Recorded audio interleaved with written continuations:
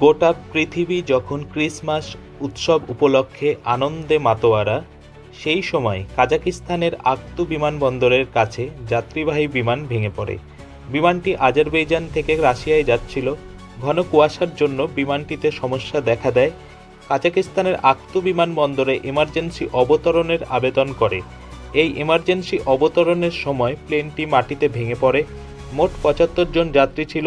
প্লেনটিতে আরও ৬ জন crew member ছিল। কাজাকিস্তানের airport authority খুব দ্রুত উদ্ধার কাজে হাত লাগায়। বেশিরভাগ যাত্রী মৃত্যু হয়েছে বলে জানা যায়। এ বিষয়ে আরও জানতে কলকাতা সমাচার চ্যানেলটি লাইক করুন, সাবস্ক্রাইব করুন ও বেল আইকনটি প্রেস করুন। ধন্যবাদ।